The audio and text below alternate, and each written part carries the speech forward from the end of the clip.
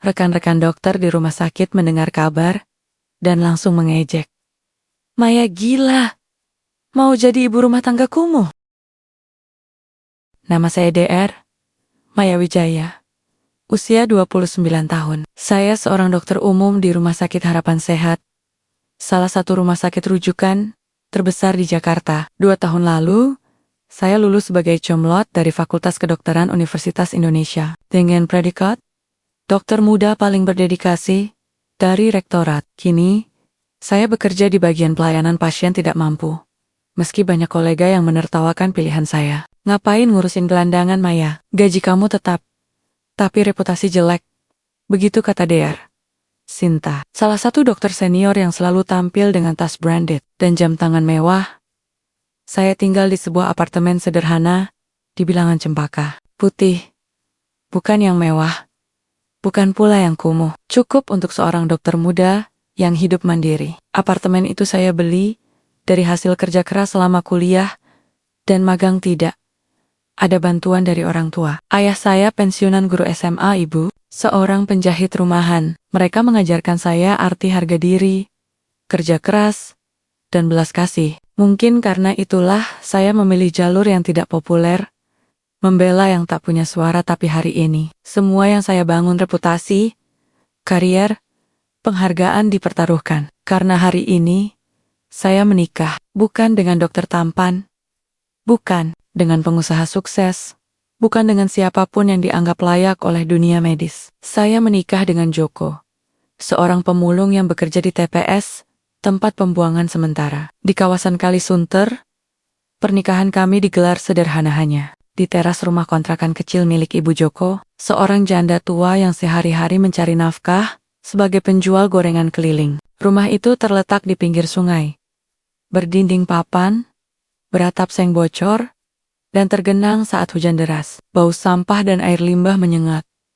Tapi di sana, di antara keterbatasan itu, ada kehangatan yang tak pernah saya rasakan di ruang pertemuan. Rumah sakit yang steril dan dingin, tamunya hanya segelintir.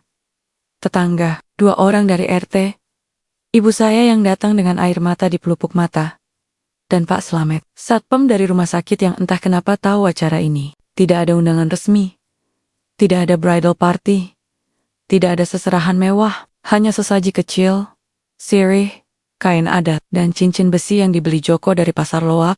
Saat saya berdiri di depan penghulu, mengenakan kebaya sederhana yang dijahit ibu saya sendiri, saya merasakan getar yang bukan dari gugup, tapi dari keyakinan. Ini bukan keputusan gila, ini bukan pelarian dari dunia yang menekan. Ini adalah pilihan yang telah saya pertimbangkan selama berbulan-bulan.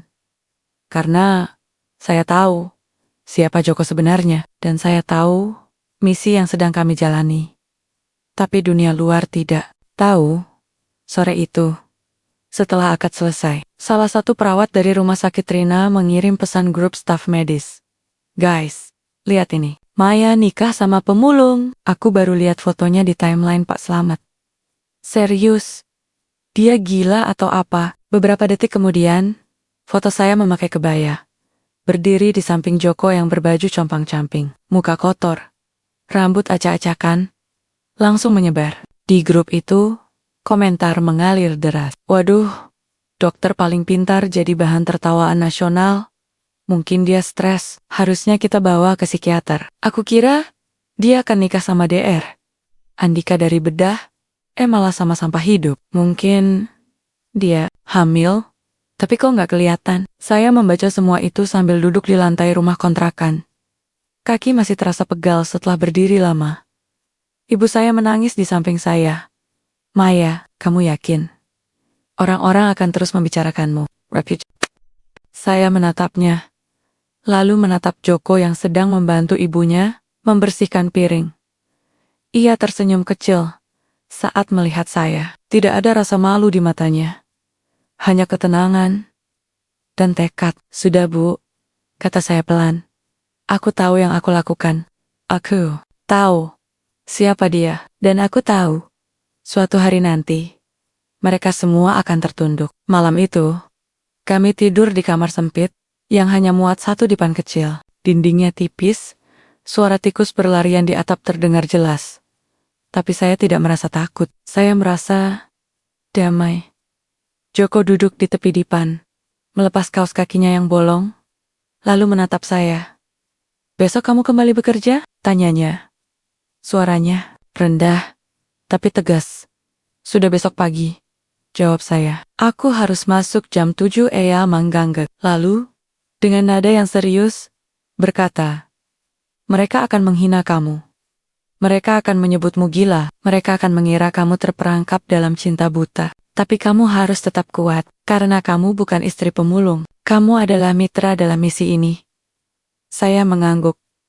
"Aku tahu, Don aku sayap." Ia membuka laci kecil di bawah tempat tidur, mengeluarkan sebuah flash drive kecil, lalu menyelipkannya ke dalam saku daster saya. "Mulai besok, kumpulkan semua data. Pasien miskin yang tidak terdaftar, semua laporan obat yang tidak sesuai, semua surat yang ditandatangani Dr. Herman, tanpa verifikasi. Kita butuh bukti."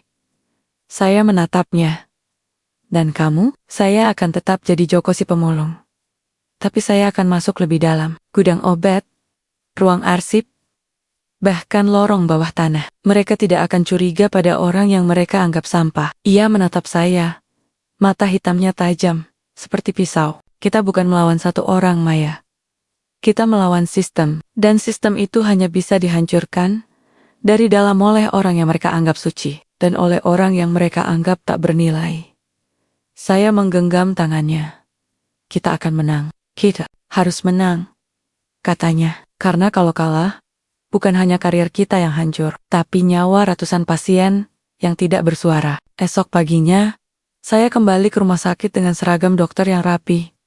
Rambut diikat kencang, wajah datar. Tapi begitu lift terbuka di lantai 2, semua mata tertuju pada saya. Bisik-bisik mengalir seperti arus listrik. Beberapa perawat menatap saya dengan rasa iba, yang lain dengan rasa jijik.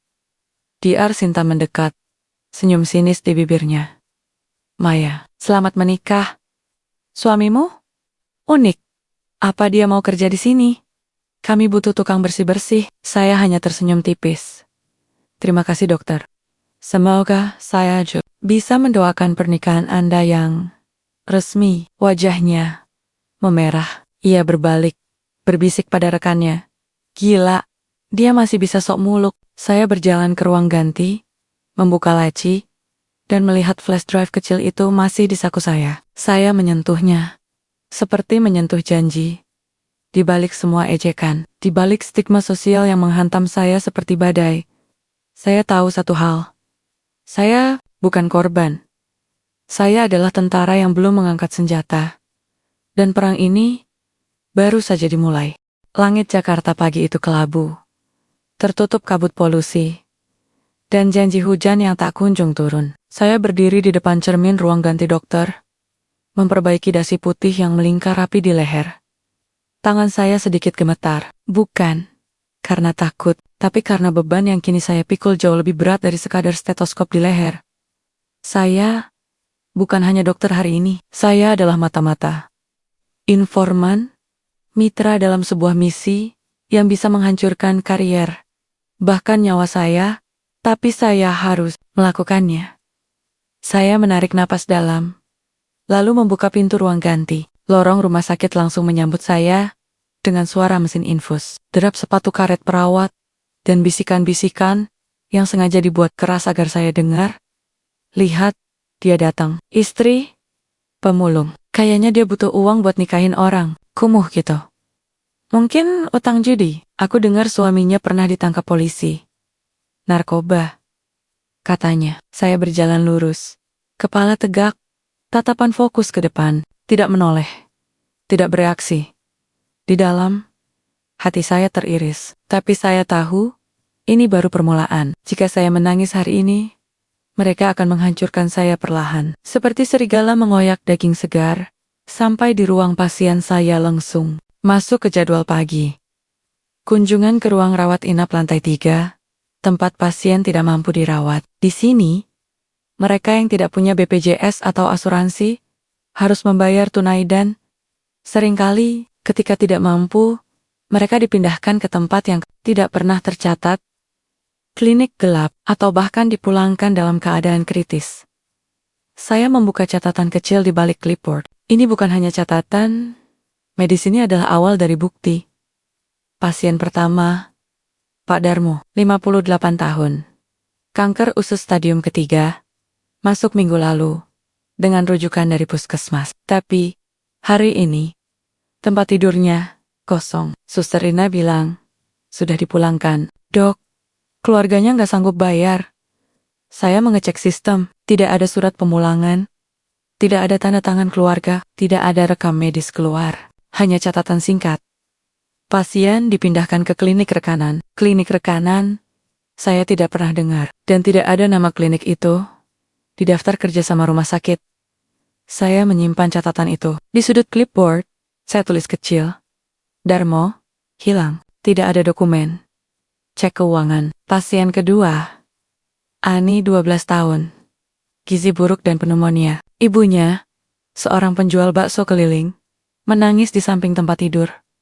Dok, obat anak saya nggak ada, sudah 3 hari minta antibiotik, tapi katanya stok habis. Saya mengecek gudang obat. Di sistem, antibiotik jenis ceftriaxone masih ada. 200 vial, tapi petugas gudang menggeleng. Sudah habis dok, baru datang minggu depan. Saya mencatat lagi. Obat tersedia di sistem, tapi tidak di rak. Ada manipulasi stok, saya mulai merasa seperti berjalan di atas lantai yang rapuh. Langkah bisa membuat saya terjatuh ke dalam jurang yang dalam, tapi saya tidak boleh berhenti. Siang itu, saat istirahat, saya duduk di kantin. Tempat biasanya ramai tapi hari ini, begitu saya duduk, meja sebelah langsung kosong. Seperti wabah menyebar, hanya Pak Slamet yang tetap duduk di ujung. Minum kopi, hitam dari gelas plastik. Ia mengangguk pelan saat saya lewat, tidak bicara. Tapi matanya berkata banyak. Aku tahu, aku di pihakmu. Saya memesan nasi rames, tapi tidak nafsu makan. Pikiran saya terus berputar. Data, dokumen, kemungkinan koneksi. Siapa yang mengatur ini? Dr. Herman? Dr. Sinta? Atau ada yang lebih tinggi? Tiba-tiba, suara nyaring memecah suasana. Maya, ayo selfie. Dong, biar suamimu lihat kamu masih cantik, meski dia bau sampah. Diari Sinta berdiri di depan saya. Ponsel di tangan. Senyum lebar penuh ejekan. Di belakangnya, 2 dokter muda tertawa. Saya menatapnya. Tidak. Terima kasih. Saya sedang bekerja. Ia tertawa keras. Kerja? Iya. Kerja mencari muka di media karena nikahin gelandangan. Aku dengar tadi malam videomu viral. Dokter cantik, nikahi pemulung. Judulnya, keren banget. Darah saya mendidih. Tapi saya menarik napas. Tenang, Maya. Ini bagian dari rencana.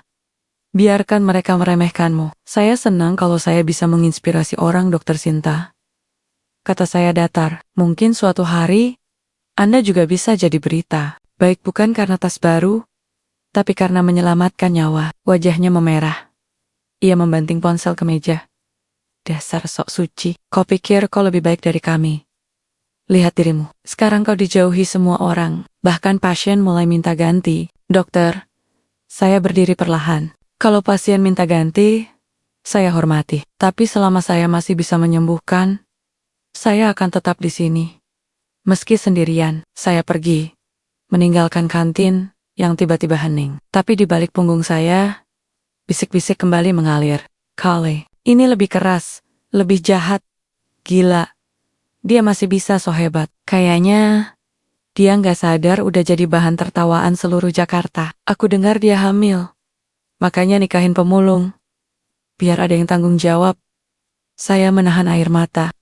Cek-cek karena sakit hati tapi karena sedih. Sedih melihat betapa dalamnya jurang antara penampilan dan nilai di dunia ini. Di rumah sakit yang seharusnya tempat penyembuhan, manusia dinilai dari pasangan. Dari gaya hidup, dari kemampuan finansial bukan dari hati. Bukan dari integritas. Sore itu, saya pulang lebih awal. Tidak ke apartemen, tapi langsung ke rumah. Kontrakan Joko, saya harus menyampaikan temuan pertama saat saya tiba. Hujan mulai turun, air menggenang di depan rumah.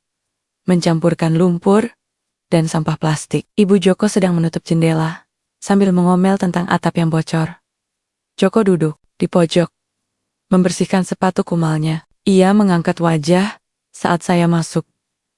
Ada apa? Tanyanya pelan. Saya menyerahkan clipboard, membuka halaman yang sudah saya beri tanda. Aku menemukan 2 kasus aneh. Pasien hilang tanpa dokumen resmi. Obat tersedia di sistem, tapi tidak di gudang. Aku curiga ada penjualan ilegal. Joko mengangguk. Matanya tajam. Aku juga dapat sesuatu. Tadi pagi, aku pura-pura pingsan di dekat gudang. 2 petugas ngobrol. Salah satunya bilang, batch terakhir sudah dikirim ke klinik di Bekasi. Dana sudah masuk rekening B. Mungkin inisial Herman. Saya menatapnya. Kita harus dapat akses ke sistem keuangan rumah sakit. Tapi itu di server terenkripsi. Ohnya, Tar Herman dan direktur keuangan yang bisa masuk. Joko tersenyum tipis. Aku punya cara, tapi kamu harus risiko lebih besar. Saya mengangguk. Apapun, kamu harus minta lembur di ruang arsip malam ini. Aku akan menyusup lewat saluran pembuangan. Kita butuh salinan dokumen keuangan 3 bulan terakhir. Saya tahu risikonya. Cekekip, saya bisa dituduh pencurian data, spionase, atau dipecat. Tapi jika tidak, ratusan pasien seperti Pak Darmo dan Ani akan terus menjadi korban. Jam berapa? Tanya saya. Jam 10 setelah Satpam ganti jaga. Kami berpelukan singkat. Tidak romantis, tapi penuh tekad. Di tengah rumah bocor, hujan deras, dan dunia yang menghina kami. Kami adalah satu-satunya cahaya yang tersisa. Pukul 21.45, saya tiba di rumah sakit. Gedung sepi, hanya lampu darurat yang menyala. Saya masuk dengan kartu akses, menuju ruang arsip. Di lantai dasar tempat, semua dokumen pasien dan keuangan disimpan. Saya duduk di depan komputer, membuka folder yang biasanya terkunci. Tapi karena saya dokter senior, saya punya akses terbatas, cukup untuk melihat nama-nama pasien yang dipindahkan. Saya mulai menyalin data ke flash drive kecil yang dibawa Joko model mikro. Tidak terdeteksi oleh sistem keamanan. Satu persatu, file masuk, laporan keuangan, surat pengiriman obat, daftar pasien miskin yang dinyatakan meninggal, tapi tidak ada catatan otopsi. Tiba-tiba, lampu koridor menyala. Saya mematikan komputer, menyimpan flash drive di bra. Langkah kaki mendekat. Siapa di sana? Suara DR. Sinta. Jantung saya berdegup kencang. Saya bersembunyi di balik rak arsip. Ia masuk, melihat sekeliling. Aneh. Kok lampunya nyala? Ia duduk di depan komputer, membuka folder keuangan. Lalu dengan cepat, menghapus satu file besar berlabel Proyek Surya. Laporan Q3. Saya menahan napas. Ia mengetik sesuatu, lalu menyambungkan flash drive kecil ke USB. Mengunduh ulang file yang dihapus. Setelah selesai, ia mencabutnya, menyimpan di saku jasnya, lalu pergi. Saya keluar dari persembunyian. Napas tersengal. DR. Sinta terlibat. Bukan hanya terlibat, ia bagian dari jaringan. Dan proyek Surya, pasti itu kode untuk jaringan korupsi. Saya mengirim pesan ke Joko. Target utama. DR. Sinta. Ia baru saja menghapus dan mengunduh dokumen proyek Surya. Aku lihat langsung. Dia bukan korban. Dia pelaku. Tidak lama, balasan masuk. Dapatkan bukti lain. Aku akan kejar dia dari luar. Kita butuh rekaman. Saya keluar dari rumah sakit dengan tangan dingin. Tapi hati membara. Mereka menghina saya karena menikahi seorang pemulung. Tapi ternyata, di antara dokter berjas putih dan senyum sempurna, justru ada orang-orang yang lebih kotor dari sampah. Dan saya akan tunjukkan pada dunia siapa yang sebenarnya gila. Hujan masih turun rintik-rintik.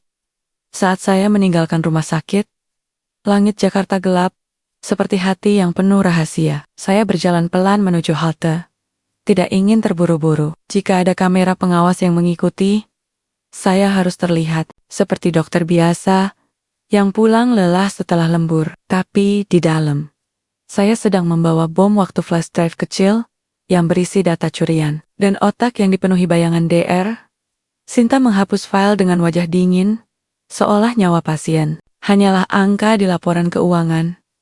Saya naik angkot, duduk di belakang, memeluk tas kecil erat-erat. Di dalamnya, selain stetoskop dan catatan medis, ada bukti pertama yang bisa mengguncang Rumah Sakit Harapan Sehat.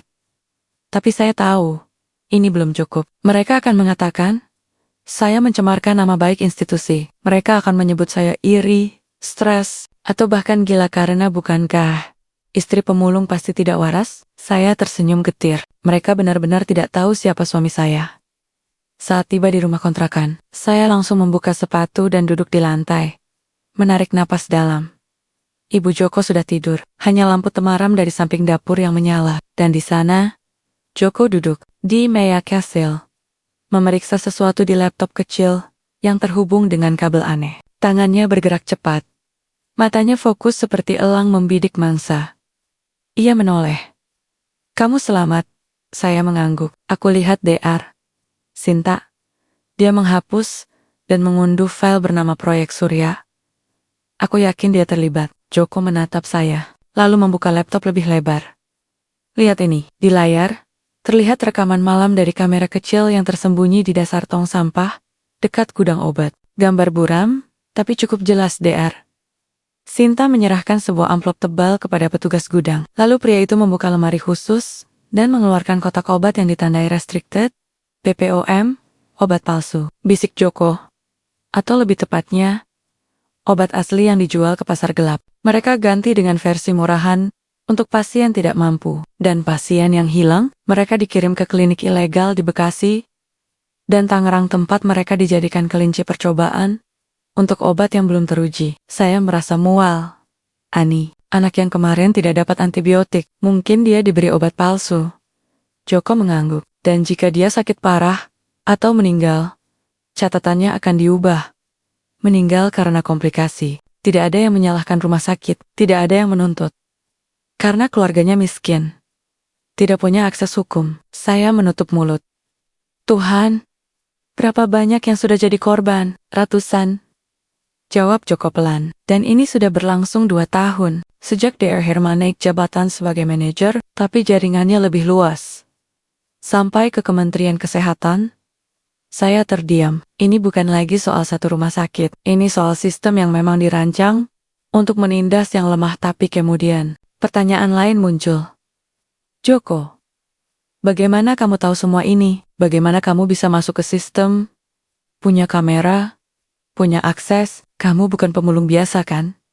Ia menatap saya lama. Tidak menjawab langsung. Ia menutup laptop, lalu berdiri. Berjalan ke sudut ruangan. Dari bawah lantai, yang sudah dikupas sedikit, ia mengambil sebuah bungkusan kain. Dibukanya perlahan. Di dalamnya, seragam polisi hitam dengan lencana kecil, pistol standar, dan sebuah ID card resmi. Ia menyerahkan ID itu pada saya. Saya membacanya. Napas terhenti. Nama, Bribka Joko Prasetyo Satuan, Detasemen Khusus Anti Korupsi, Mabes Polri Status Operasi, Penyamaran Undercover, Misi, Penyelidikan Jaringan Korupsi Kesehatan Nasional Kode, Operasi Cahaya. Saya menatapnya. Mata berkaca-kaca. Kamu, polisi? Ia mengangguk. Sejak 6 bulan lalu, aku disamar sebagai pemulung.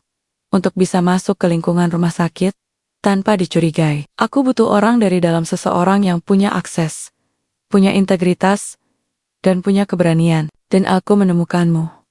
Saya teringat pertemuan pertama kami, saat saya menolong seorang tunawisma, yang pingsan di dekat TPS, yang ternyata rekayasa. Joko sengaja pingsan, agar saya menolongnya. Itu bukan takdir. Itu strategi. Jadi, ini direncanakan. Suara saya bergetar. Pernikahan kita, ya, katanya. Suara rendah, tapi jujur. Aku tahu siapa kamu dari laporan rekam jejak.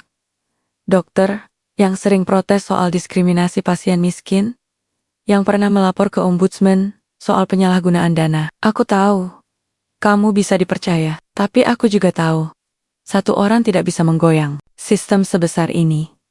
Aku butuh mitra, aku butuh istri yang bisa melindungiku dari kecurigaan dan yang bisa masuk ke jantung kekuasaan. Saya duduk, lemas. Jadi aku, bagian dari misi, bukan bagian, katanya. berlutut di depan saya. Kamu adalah pahlawannya. Tanpa kamu, aku tidak bisa dapat data medis. Tidak bisa tembus ke sistem arsip. Tidak bisa buka mata dunia. Kamu bukan korban pernikahan. Kamu adalah rekan dalam perlawanan. Air mata saya jatuh. Bukan karena marah, tapi karena lega, karena bangga. Karena akhirnya saya mengerti.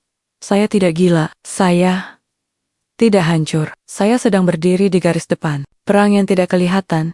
Melawan musuh yang mengenakan jas putih dan senyum dokter. Kenapa kamu tidak bilang dari awal? Tanya saya.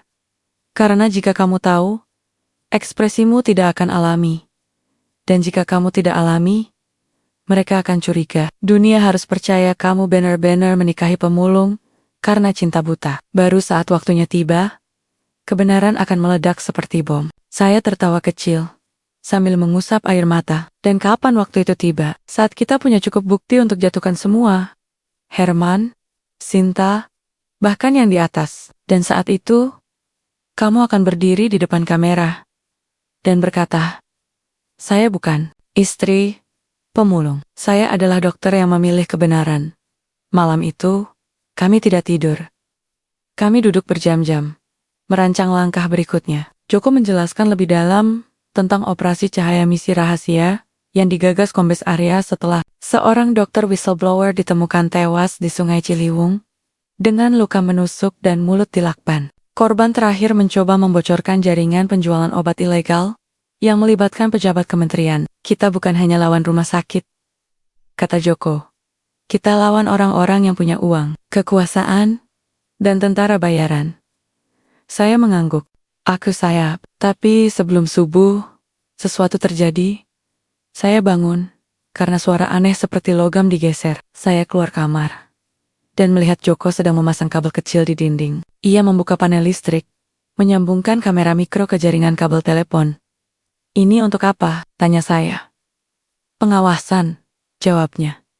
Aku curiga rumah ini diawasi. Mereka mungkin sudah mulai curiga padamu. Aku harus pastikan kita aman. Saya terkejut. Mereka bisa masuk ke sini? Bisa, katanya dingin. Dan jika mereka tahu aku bukan pemulung, misi ini berakhir, dan kita mungkin tidak selamat. Saya merasa dingin. Tiba-tiba, rumah kecil ini tidak lagi terasa seperti pelarian, tapi seperti benteng yang dikelilingi musuh. Keesokan harinya, saya kembali ke rumah sakit dengan perasaan berbeda. Saya bukan lagi dokter yang dihina. Saya adalah agen perubahan, dan setiap langkah saya hari ini adalah bagian dari strategi. Saat saya memeriksa Ani, anak penderita pneumonia, saya perhatikan obat yang diberikan sudah berbeda. Labelnya mirip, tapi kemasannya lebih tipis. Saya ambil sampel diam-diam, menyimpannya dalam botol kecil di tas. Sore itu, saya sengaja lewat di depan ruang kerja Dr. Herman. Pintunya terbuka. Ia sedang menelepon. Suaranya rendah tapi tajam. Tidak boleh ada kebocoran lagi. Proyek Surya harus tetap bersih. Jika perlu, hentikan si dokter idealis itu. Saya berjalan cepat. Jantung berdegup kencang.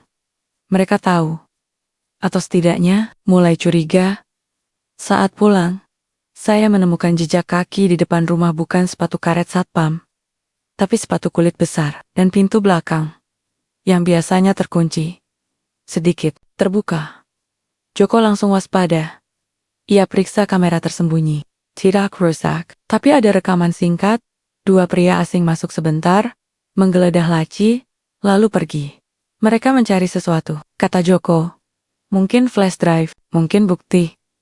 Saya menatapnya. Kita harus lebih cepat. Ia mengangguk.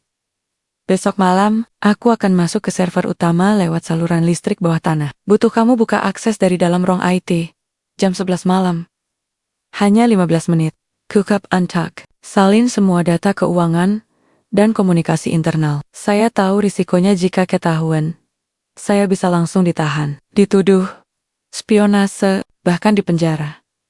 Tapi saya juga tahu, jika tidak berani sekarang, ratusan Ani dan Pak Darmo akan terus mati dalam diam. Besok malam, kata saya. Mantap. Aku siap. Joko menatap saya, lalu memegang tangan saya. Terima kasih, Maya. Karena kamu Kebenaran punya wajah di tengah rumah bocor, dengan suara tikus dan hujan deras. Kami bukan lagi suami istri yang dihina. Kami adalah pasangan yang sedang menulis sejarah. Sejarah yang dimulai dari sampah, tapi akan berakhir di depan kamera nasional. Dan saya tahu satu hal. Dunia boleh menertawakan pemulung. Tapi suatu hari, dunia akan bertekuk lutut pada suamiku. Fajar menyingsing di balik gudang gedang tinggi Jakarta, tapi cahayanya tak mampu menembus kegelapan yang tumbuh di dalam rumah sakit harapan sehat.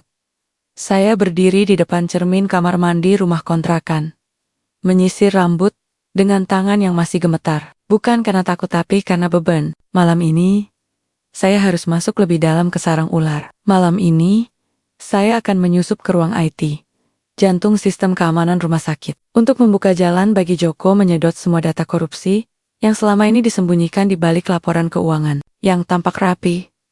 Tapi sebelum itu, saya harus tetap menjadi dokter Maya, dokter yang dianggap gila karena menikahi pemulung, yang diremehkan, yang dikucilkan. Saya harus berpura-pura rapuh agar mereka tidak mencurigai bahwa di balik mata yang lelah ini, otak saya sedang merancang kehancuran mereka. Pagi itu, suasana rumah sakit terasa aneh.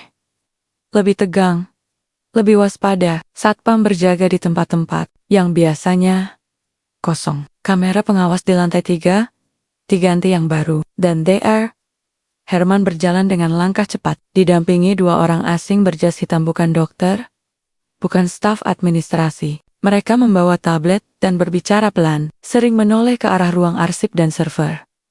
Ini bukan kebetulan. Mereka sedang memperketat keamanan.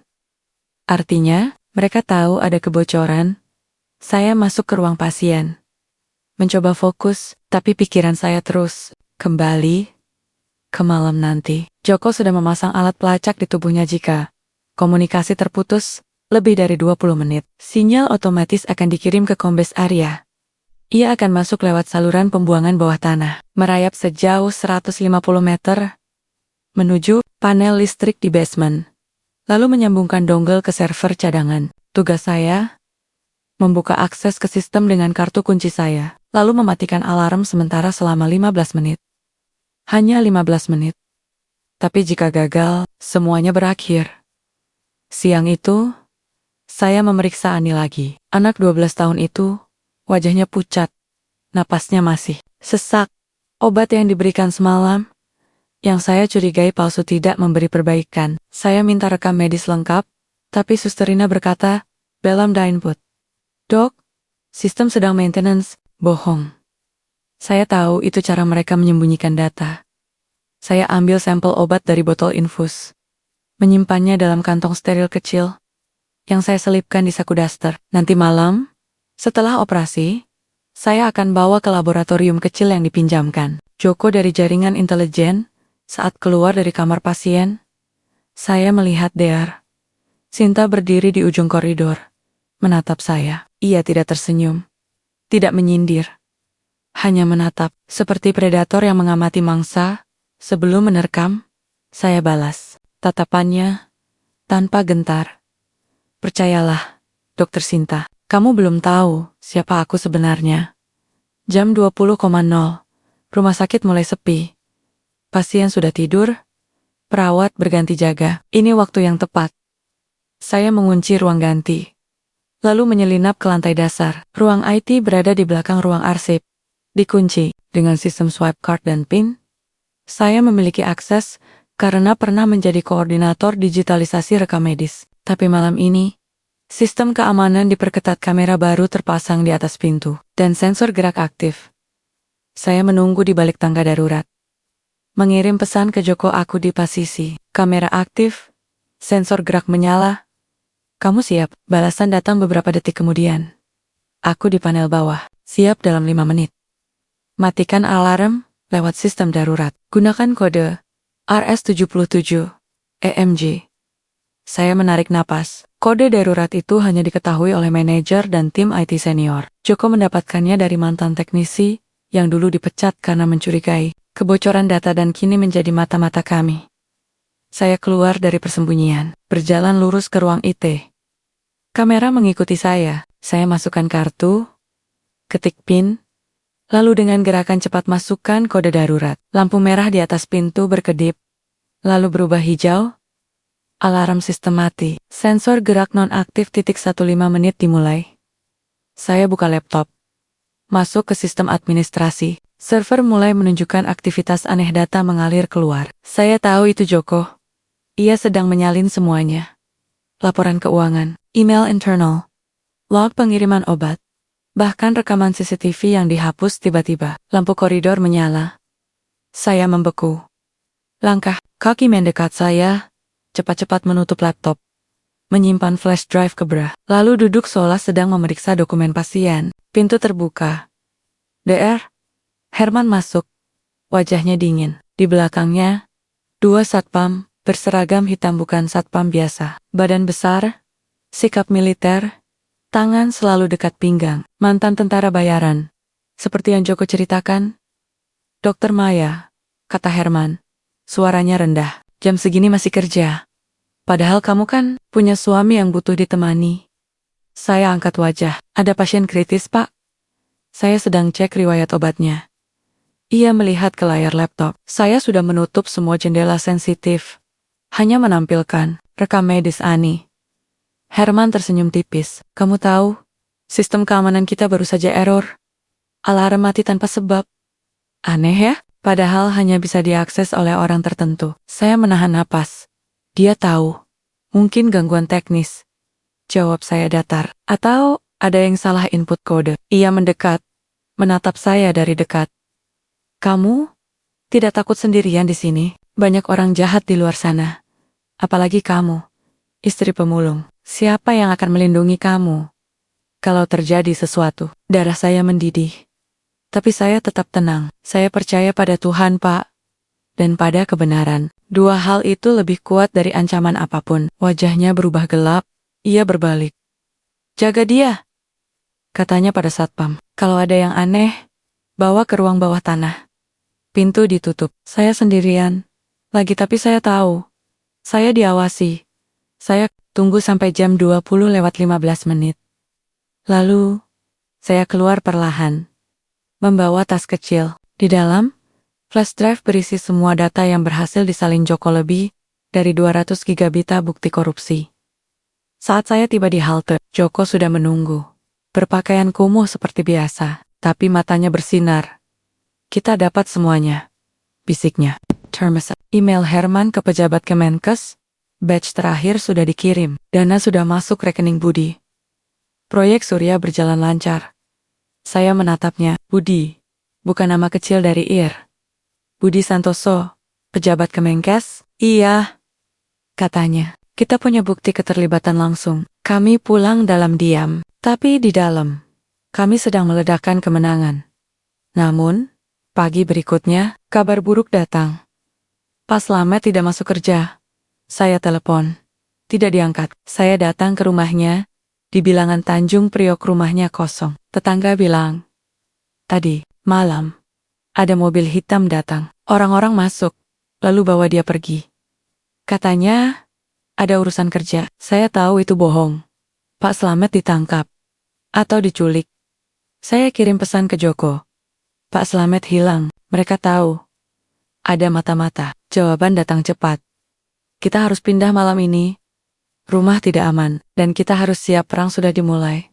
Malam itu, kami tidak kembali ke rumah kontrakan. Kami menginap di tempat persembunyian yang disiapkan. Joko, sebuah gudang kosong, di pinggir pelabuhan, dekat jaringan nelayan, yang menjadi bagian dari jaringan intelijen. Di sana, kami mulai menyusun strategi terakhir. Kita punya cukup bukti, kata Joko, membuka laptop. Tapi jika kita serang sekarang, mereka akan menghancurkan bukti, menghilangkan saksi, bahkan membunuh kita. Kita butuh jebakan. Jebakan? Tanya saya. Iya. Kita buat mereka merasa aman. Kita biarkan mereka berpikir. Kita takut. Lalu, saat mereka mengadakan pertemuan terakhir untuk membahas pembersihan, kita rekam semuanya, dan kita langsung bocorkan ke media. Saya mengangguk. Kita butuh lokasi, ruang bawah tanah, katanya. Tempat mereka selalu gunakan untuk interogasi, tempat gelap, tanpa CCTV. Tapi kita pasang kamera tersembunyi. Saya teringat ancaman Herman. Bawa ke ruang bawah tanah. Kita harus memancing mereka. Kata saya, aku akan pura-pura ketakutan. Bilang aku ingin berhenti. Bilang aku mau menyerahkan semua data. Tapi hanya untuk mereka. Joko menatap saya. Matanya campur aduk antara bangga dan cemas. Itu sangat berbahaya. Tapi satu-satunya cara. Kata saya, karena jika kita tidak menghadapi mereka di sarangnya, kita tidak akan pernah menang. Ia menggenggam tangan saya. Kalau terjadi apa-apa, jangan ragu. Teriak kode darurat. Aku akan datang. Saya tersenyum. Aku tidak takut, Karina. Aku tahu. Di balik bau sampah dan pakaian kumuh, kamu adalah pelindungku. Dan bersama, kita akan membuat dunia melihat bahwa kebenaran tidak pernah kumuh. Hanya orang-orang yang takut pada kebenaran yang kotor. Malam itu, di balik dinding gudang tua, dengan suara ombak dan kapal nelayan, kami merancang akhir dari proyek Surya. Bukan dengan senjata, tapi dengan keberanian, cinta, dan keyakinan bahwa yang benar akan menang meski harus dimulai dari bawah, dari pinggir, dari orang yang dianggap tak bernilai. Karena sesungguhnya, di balik sterilnya rumah sakit justru tumbuh penyakit terburuk, korupsi, dan kami adalah obatnya. Hari ini, saya harus berpura-pura rapuh. Bukan karena saya lemah tapi karena kekuatan sejati kadang harus bersembunyi di balik air mata. Saya harus meyakinkan DR Reman, DR Sinta, dan semua yang berada di balik proyek Surya, bahwa saya sudah menyerah, bahwa saya takut, bahwa saya ingin menyelamatkan diri, meski harus mengorbankan kebenaran. Karena hanya dengan cara itu, mereka akan menganggap saya aman. Dan hanya saat mereka merasa aman, mereka akan mengungkap semua. Saya berdiri di depan cermin gudang tua di pelabuhan, memakai daster sederhana rambut Yorai, wajah tanpa riasan. Joko berdiri di belakang, memasang kamera mikro di balik kalung kecil, yang saya pakai lensa sebesar biji nangka, bisa merekam suara dan gambar hingga 4 jam, dengan sinyal terenkripsi yang langsung dikirim ke server polisi. Kalau kamu merasa dalam bahaya, tekan 3 kali pada kalung, bisik Joko. Sinyal darurat akan aktif. Aku akan datang meski harus membobol tembok. Saya mengangguk. Aku siap, tapi jantung saya berdegup kencang. Bukan karena takut pada mereka, tapi karena saya tahu, malam ini bisa jadi malam terakhir saya sebagai dokter, atau bahkan malam terakhir saya hidup. Pukul 07.00, saya tiba di rumah sakit seperti biasa, tapi kali ini, saya sengaja terlihat gugup. Saya menanduk, berjalan cepat, menghindari tatapan. Saat DR Sinta menyapa dengan ejekan, saya hanya mengangguk, pelan, lalu pergi. Ia pasti curiga. Tapi tidak lama, ketakutan akan mengalahkan kecurigaan. Saya masuk ke ruang pasien, memeriksa Ani. Wajahnya lebih pucat. Napasnya tersengal. Suster bilang, obatnya diganti lagi, Dok. Katanya stok baru. Saya ambil sampel, menyimpannya diam-diam. Tapi kali ini, saya tidak bisa menyembunyikannya dengan baik. Satpam melihat. Ia tidak bilang apa-apa. Tapi saya tahu, laporan akan segera naik ke atas. Sore itu, saya sengaja datang ke ruang administrasi. Saya meminta bertemu DR. Herman, ada yang ingin saya sampaikan, kata saya. Suara bergetar. Ini penting, dan saya minta kerahasiaan. Herman menatap saya lama, lalu mengangguk. Besok sore, jam ke-6, ruang rapat kecil. Saya pura-pura lega. Terima kasih, Pak, tapi di dalam, saya tahu, itu bukan ruang rapat. Itu jebakan mereka. Keesokan harinya, saya datang lebih awal. Jam ke-17.3, saya membawa tas kecil di dalamnya. Flash drive kosong, yang terlihat seperti asli, dan selembar surat pengakuan palsu, yang saya tulis.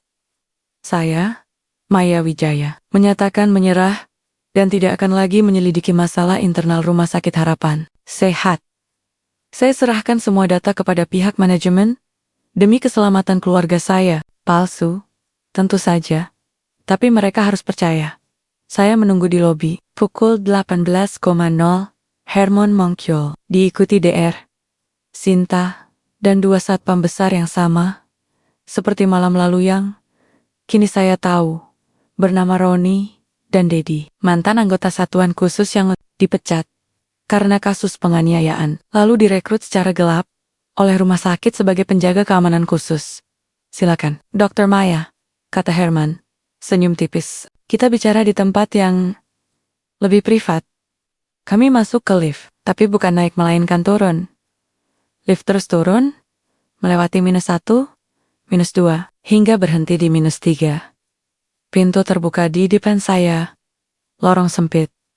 Lampu redup. Dinding beton dingin. Bau, lembab, dan besi. Berkarat menyengat. Ini ruang bawah tanah tempat yang selalu dihindari staf. Tempat yang katanya digunakan untuk penyimpanan mesin lama. Tapi kini, saya tahu, ini adalah ruang interogasi rahasia. Kami berjalan sekitar 30 meter, lalu masuk ke sebuah ruangan tanpa jendela. Di tengahnya, meja besi, 2 kursi, dan kamera kecil di sudut yang saya yakin tidak aktif. Agar tidak ada rekaman resmi, silakan duduk, kata Herman. Saya duduk. Tangan saya gemetar sebagian karena akting, sebagian karena nyata. Jadi, tanya Sinta, duduk di seberang. Kamu bawa data? Saya mengangguk. Mengeluarkan flash drive dari tas. Ini, semua yang saya punya. Saya mohon, jangan ganggu saya lagi. Saya sudah lelah.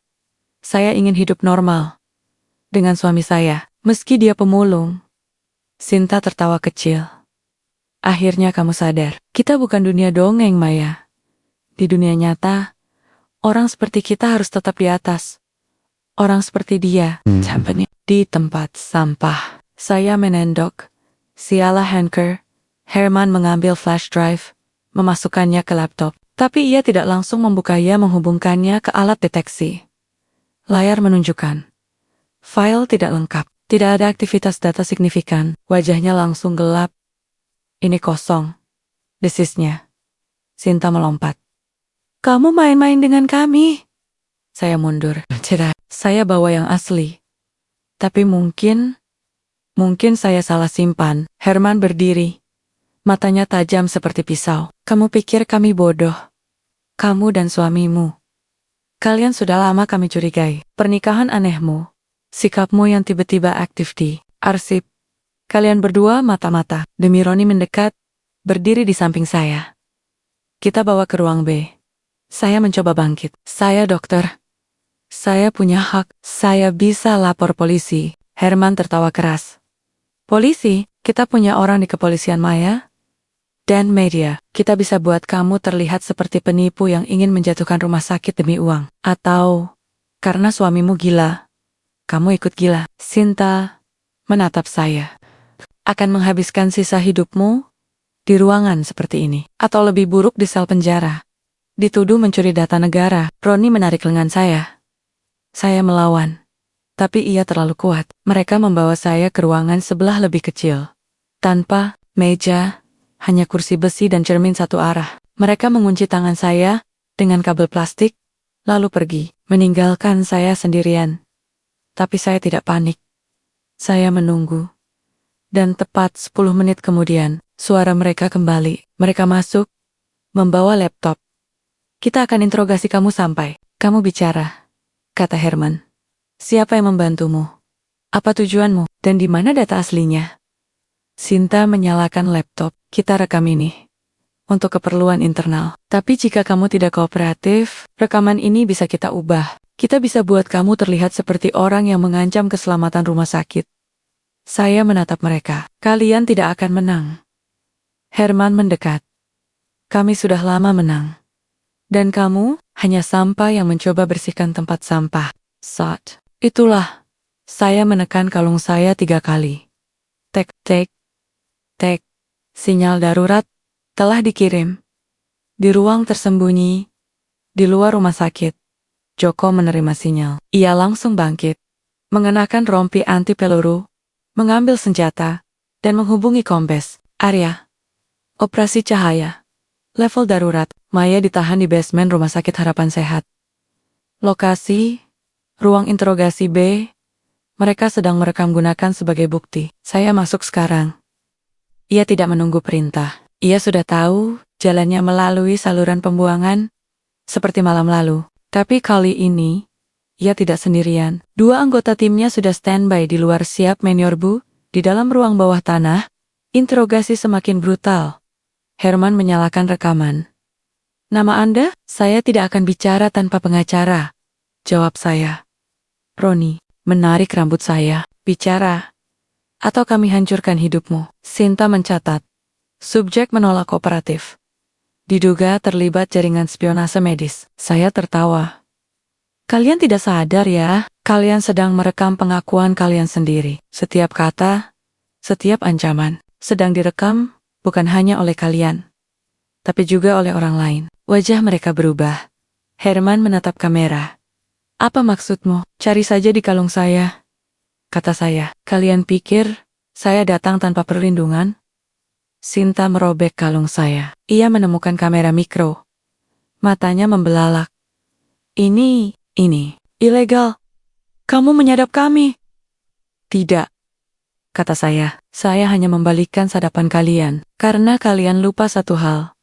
Orang yang kalian anggap lemah, justru yang paling siap. Herman membanting laptop. Hancurkan semua. Hancurkan dia. Roni maju. Mengangkat tangan tapi tiba-tiba, lampu padam. Gelap total. Suara dentuman dari kejauhan. Pintu besi terbanting terbuka. Langkah kaki cepat mendekat. Lalu, suara yang membuat semua membeku. Jangan bergerak polisi. Tangan di atas kepala. Lampu darurat menyala. Di ambang pintu. Berdiri Joko bukan lagi pemulung kumuh. Tapi pria tegap dengan seragam hitam. Lencana polisi di dada. Pistol di tangan. Di belakangnya, tim penyerbu masuk. Mengamankan ruangan. Herman mencoba lari. Dihentikan. Dengan tembakan peringatan. Sinta berteriak. Ini tidak mungkin. Kamu pemulung? Joko menatapnya. Nama saya Bribka Joko Prasetyo. Detasemen Khusus Anti Korupsi. Dan kamu, beserta mereka, ditahan atas tuduhan korupsi, penganiayaan, dan perampasan kebebasan. Saya dibebaskan. Joko memeluk saya sebentar. Kamu hebat. Di luar, sirena berbunyi. Kamera media sudah standby karena bocoran dari Kombes Arya sudah menyebar ke wartawan terpercaya. Malam itu, dunia tahu. Dokter yang dihina karena menikahi pemulung telah membongkar salah satu jaringan korupsi kesehatan terbesar di Indonesia. Dan pemulung itu, dia adalah pahlawan yang menyamar. Ruang bawah tanah masih berbau logam dan keringat ketakutan. Tapi kini bukan lagi tempat penyiksaan rahasia melainkan ruang bukti hidup. Lampu darurat menyala. Temaram. Menyinari wajah-wajah yang dulu sombong, kini pucat pasi Dr. Herman Daiborgel, duduk di sudut, menatap lantai tanpa kata. There. Sinta menangis, berteriak bahwa ini semua jebakan. Bahwa dia hanya mengikuti perintah. Dua satpam mantan tentara bayaran Roni dan Dedi, dibawa keluar dengan tangan terkunci di belakang. Wajah memar karena perlawanan. Tapi, saya tidak merasa kemenangan. Saya merasa lelah. Dan di balik lelah itu, ada rasa takut yang baru. Apakah ini baru permulaan? Joko berdiri di tengah ruangan, memberi perintah pada tim penyerbu. Suaranya tegas, otoritatif, jauh dari suara lembut pemulung yang biasa saya dengar di rumah kontrakan. Ia bukan hanya polisi ya, pemimpin. Dan saat ia berbicara, semua orang diam. Semua barang bukti dikumpulkan, rekaman CCTV, laptop, flash drive, dan dokumen di meja. Bawa ke Mabes. Dan pastikan, Pak Slamet segera ditemukan. Saya menghampirinya. Pak Slamet. Ia mengangguk. Tim Intel sudah lacak mobil hitam itu. Dibawa ke gudang di Cakung. Dia masih hidup, tapi butuh bantuan cepat. Saya menarik napas lega. Kita harus selamatkan dia. Sudah dalam perjalanan, katanya. Tapi kamu harus istirahat. Kamu baru saja melewati interogasi ilegal. Kamu butuh pemeriksaan medis. Saya menggeleng. Tidak. Saya harus pastikan semua bukti aman. Dan saya harus tahu, apakah ini sudah cukup. Joko menatap saya. Belum. Ini baru Herman, Sinta, dan anak buahnya. Tapi proyek Surya punya akar lebih dalam. pejabat Kemenkes, distributor obat, bahkan mungkin politisi. Kita butuh lebih banyak dan kita butuh kamu tetap kuat. Saya mengangguk, tapi di dalam saya tahu perang belum selesai dan musuh belum menyerah. Keesokan harinya, media meledak. Judul-judul besar menghiasi portal berita. Dokter nikahi pemulung terbukti jadi agen polisi. Gerebek korupsi di Rumah Sakit Harapan Sehat. Istri pemulung yang dihina kini jadi pahlawan nasional. Operasi Cahaya. Jaringan korupsi kesehatan bernilai miliaran dibongkar. Foto saya dan Joko dari pernikahan sederhana di rumah kontrakan. Hingga saat ia membuka identitas di basement rumah sakit menyebar kemana-mana. Warganet berbalik 180 derajat. Dari yang dulu mengejek, kini mereka memuja. Maya Wijaya adalah dokter sejati. Gila. Suaminya polisi penyamar. Adegan kayak film. Kira semua salah menilai. Orang miskin bukan sampah, malah lebih bersih dari dokter korup. Tapi di tengah sorotan itu, ada satu hal yang mengganggu saya. Sinta. Saat diperiksa di Mabes Polri, ia tidak hanya menangis, ia menuduh saya. Di hadapan wartawan, ia berteriak. Maya pura-pura idealis. Dia masuk ke dalam justru untuk menghancurkan reputasi kami. Dia cemburu karena tidak pernah dihargai. Dan suaminya, mungkin dia bahkan tidak tahu siapa dia sebenarnya. Cemburu, idealis palsu, tidak tahu suaminya. Darah saya mendidih. Tapi bukan karena marah, karena sedih. Sinta tidak hanya ingin menyelamatkan diri. Ia ingin menghancurkan saya secara moral. Ingin membuat dunia meragukan niat saya. Ingin mengubah korban menjadi penjahat. Sore itu, saya duduk di ruang konseling kecil di Mabes Polri, ditemani psikolog dari tim anti korupsi. Ia bertanya, "Bagaimana perasaanmu setelah semua ini?" Saya menatap jendela. Saya tidak menyesal. Tapi saya merasa sendiri. Dulu, semua orang menghina saya karena menikahi Joko. Sekarang, mereka memujiku, tapi aku takut mereka memuja versi fiksi dari diriku. Bukan aku yang sebenarnya.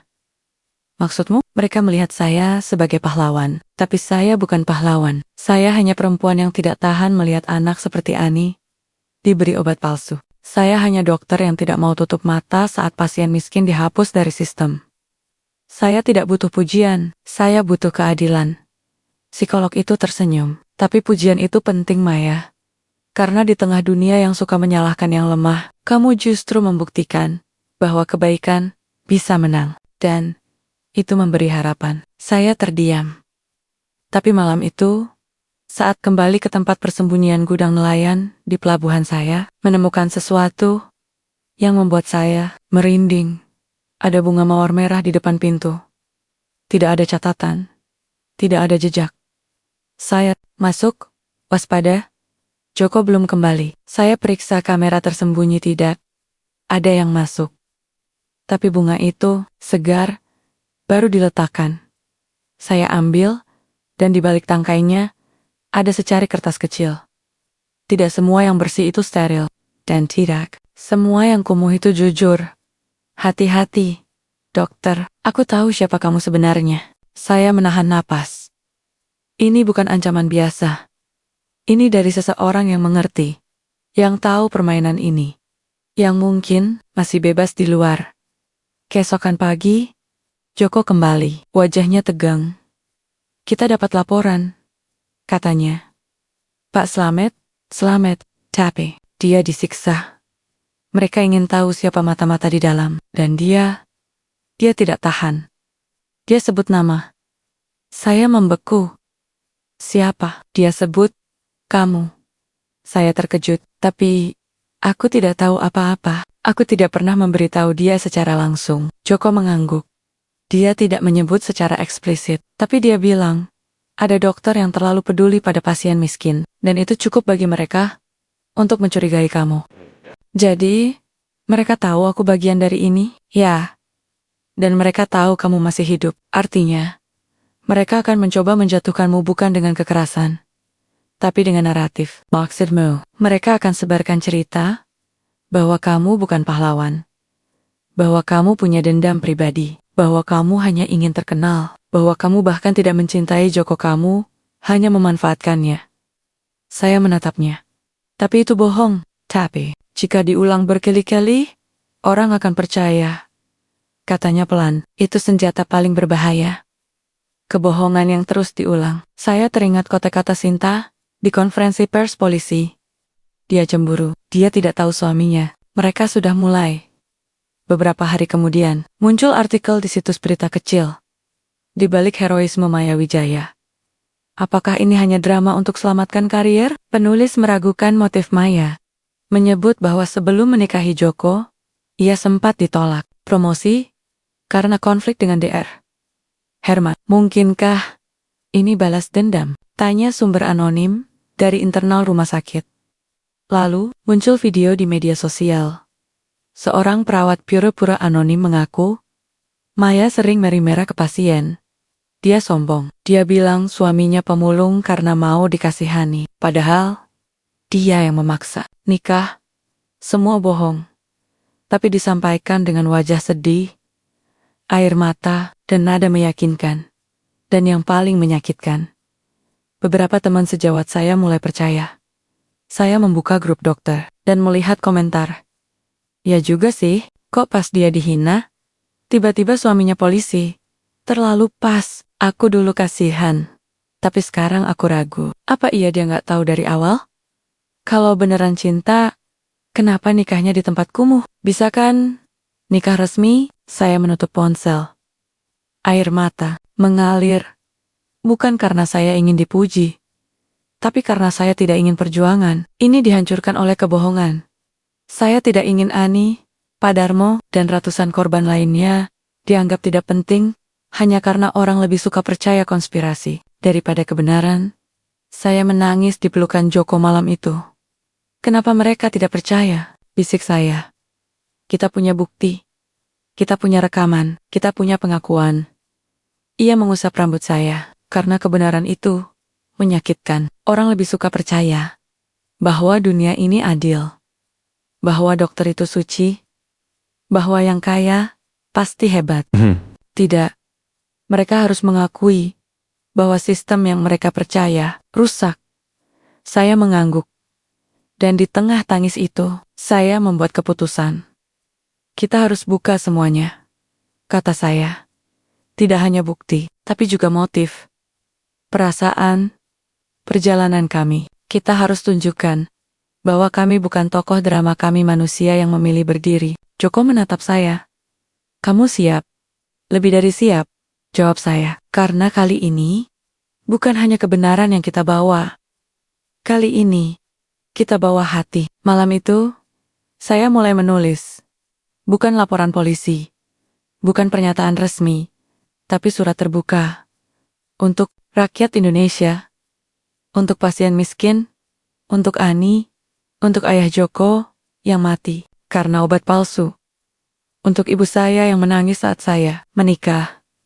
Saya tulis tentang rasa takut, tentang hinaan, tentang cinta yang tumbuh di tengga misi, tentang arti menjadi dokter yang tidak hanya menyembuhkan luka, tapi juga membela yang tak bersuara. Dan di akhir surat, saya tulis, saya tidak menikahi pemulung karena gila. Saya menikahi seorang pahlawan yang bersembunyi di balik kumal. Dan saya bangga, saya kirim ke media. Dengan izin Joko, esok pagi, surat itu viral. Lebih dari 2 juta dibagikan. Warganet berbalik lagi, kali ini lebih kuat. Kami percaya Maya jadi tren. Dan di tengah gelombang itu, saya tahu satu hal, musuh bisa menciptakan kebohongan. Tapi, cinta dan kejujuran bisa menciptakan kebenaran yang tak terbantahkan.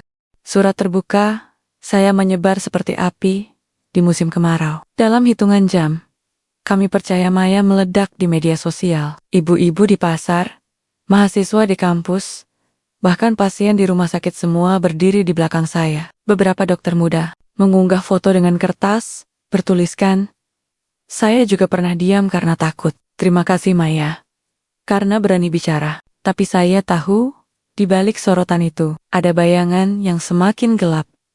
Kemenangan bukan akhir. Itu undangan bagi musuh untuk menyerang lebih dalam. Dan mereka melakukannya dengan kejam. Pagi itu, saya kembali ke Rumah Sakit Harapan Sehat bukan sebagai dokter, bukan sebagai tahanan, tapi sebagai saksi kunci dalam proses audit nasional yang dipimpin langsung oleh Kementerian Kesehatan dan KPK. Gedung yang dulu saya anggap sebagai tempat penyembuhan, kini berubah menjadi lokasi penyelidikan. Tim forensik digital memeriksa server, auditor membongkar laporan keuangan, dan polisi menginterogasi staf satu persatu. Saya datang dengan pengawalan, tapi meminta agar mobil dinas berhenti di ujung jalan. Saya ingin masuk sendiri. Saya ingin merasakan kembali langkah pertama di lorong. Ini lorong yang dulu penuh ejekan, kini dipenuhi rasa takut dan penyesalan. Saat saya melangkah masuk, semua mata tertuju pada saya. Tidak ada yang mengejek. Tidak ada yang tersenyum sinis. Hanya keheningan dan rasa malu. Susterina menunduk saat lewat. Perawat yang dulu tertawa di kantin, kini menghindari tatapan. Bahkan petugas kebersihan memberi salam hormat. Saya bukan lagi istri pemulung. Saya adalah Maya Wijaya, dokter yang membongkar sistem. Saya menuju ruang arsip untuk mengambil dokumen tambahan yang diminta tim KPK. Daftar pasien miskin yang dinyatakan meninggal tanpa otopsi, lengkap dengan tanda tangan Dr. Herman dan Dr. Sinta. Data ini penting karena menunjukkan pola semua pasien yang meninggal berasal dari wilayah miskin, tidak punya keluarga dekat, dan tidak diasuransikan. Saya membuka laci terakhir A17, arsip 3 bulan terakhir, tapi laci itu kosong. Hanya ada selembar kertas kecil, dilipat rapi. Jantung saya berdebar. Saya ambil buka perlahan di atas kertas itu. Tertulis dengan tinta merah. Kamu pikir kamu menang, kami masih punya A18. Dan kamu akan menemukannya. Di tempat gelap, Aten, tidak ada kode arsip seperti itu di sistem. Artinya ini ancaman. Saya langsung mengirim pesan ke Joko. Ada ancaman di ruang arsip. Laci A17 ada pesan. A18 di tempat gelap. Aku curiga ini jebakan. Belum sempat ia membalas, pintu ruang arsip terbuka. Dr. Sinta berdiri di ambang. Wajahnya pucat. Matanya merah bukan karena menangis, tapi karena amarah. Ia tidak lagi mengenakan jas dokter. Hanya blus putih kusut dan celana kain. Ia datang sebagai tersangka yang baru selesai diperiksa. Maya, katanya. Suaranya parau. Kamu senang ya melihat kami dihancurkan, melihat karier kami hancur. Karena kamu? Saya menatapnya. Ini bukan soal karier, ini soal nyawa. Anak 12 tahun bernama Ani hampir mati karena obat palsu. Kamu tahu itu? Kan? Dan kamu masih tanya, kenapa aku melawan? Ia tertawa getir. Kamu pikir kamu suci? Kamu masuk ke sini dengan suami pemulung, pura-pura dermawan, lalu menghancurkan semuanya. Kamu tidak lebih baik dari kami. Tapi aku tidak menjual obat ke pasar gelap. Jawab saya. Aku tidak mengubah data kematian pasien. Aku tidak membiarkan orang miskin mati demi uang. Itu perbedaannya. Ia mendekat. Suaranya rendah. Kami punya bukti, Maya. Bukti bahwa kamu dan Joko merencanakan ini sejak awal. Bahwa kamu bukan korban, kamu agen. Dan suamimu, dia bukan polisi. Dia penyusup. Dan kamu akan diadili karena konspirasi. Saya tertawa. Kami punya rekaman. Punya bukti transaksi, punya pengakuanmu sendiri, dan dunia sudah tahu siapa yang sebenarnya jahat. Ia menatap saya, lalu berbalik. Kita lihat saja nanti. Karena perang ini belum selesai. Ia pergi, meninggalkan saya dengan rasa waspada yang semakin tinggi. Pukul 15,3, saya memutuskan untuk menyelidiki kode Adezo itu. Saya buka, sistem arsip digital tidak ada entry. Tapi saat saya mengecek arsip fisik lama, saya menemukan catatan kecil di pojok buku log, arsip A18, proyek Surya, batch akhir. Simpan di basement, ruang B, tempat mereka menginterogasi saya. Tempat Joko menyelamatkan saya. Saya tahu ini jebakan. Tapi saya juga tahu, jika ada bukti tambahan tentang batch akhir obat palsu terbesar yang dikirim ke klinik ilegal, maka ini bisa menyeret pejabat. Kemenkes lebih dalam. Saya harus ke sana. Saya kirim pesan ke Joko. Aku mau ke basement, CIC 18. Aku bawa pelacak. Jika 20 menit tidak ada kabar, datang. Ia membalas cepat. Jangan pergi sendiri. Aku sedang di jalan, tapi saya sudah bergerak. Saya tidak bisa menunggu. Lift turun ke -3. Pintu terbuka. Lorong bawah tanah sunyi. Hanya lampu darurat yang menyala redup. Bau lembab dan besi berkarat masih sama. Saya berjalan pelan. Tangan memegang senter ponsel. Mata waspada. Ruang B ada di ujung. Pintunya terbuka sedikit. Saya masuk. Di dalam, tidak ada meja. Tidak ada kursi. Hanya sebuah kotak besi kecil. Di tengah, lantai, ditutup kain hitam. Saya mendekat. Tiba-tiba lampu mati. Gelap total. Langkah kaki cepat mendekat dari belakang. Saya berbulik. Terlambat. Seseorang menutup mulut saya dengan kain basah. Bau kloroform menusuk hidung. Saya melawan, menendang, mencakar tapi tubuh saya lemah. Pandangan kabur. Dunia berputar. Terakhir yang saya lihat, siluet dua pria besar, Roni dan Dedi. Satpam mantan tentara bayaran berdiri di ambang pintu. Senyum kejam di wajah. Lalu, gelap. Saat saya sadar, saya berada di ruangan lain, lebih kecil. Dinding beton. Lantai basah. Tidak ada jendela. Saya diborgol dengan kabel plastik di tangan dan kaki. Duduk di kursi besi. Mulut saya dilakban di depan saya. DR. Herman duduk di kursi lipat. Mengenakan jas rapi. Seolah ini rapat. Bisnis biasa. Di sampingnya, DR, Sinta, dan dua satpam bersenjata. Selamat bangun, Dokter Maya, kata Herman. Senyum dingin. Kami punya banyak pertanyaan. Sinta maju. Di mana data aslinya? Di mana rekaman tersembunyi? Dan siapa lagi yang kamu libatkan? Saya hanya menatap mereka. Herman berdiri. Kami tahu kamu menyimpan salinan. Kami tahu kamu punya jaringan. Dan kami akan mendapatkannya dengan cara apapun. Ia mengangguk ke Roni. Roni mendekat. Mengangkat tangan siap memukul. Tapi tiba-tiba saya mengangguk cepat. Herman menghentikan Roni. Dia mau bicara. Ia mengoyak lakban dari mulut saya. Saya menarik napas. Lalu berkata dengan suara parau. Aku akan kasih semuanya. Tapi hanya untuk kalian. Aku tidak mau media. Aku tidak mau dipenjara.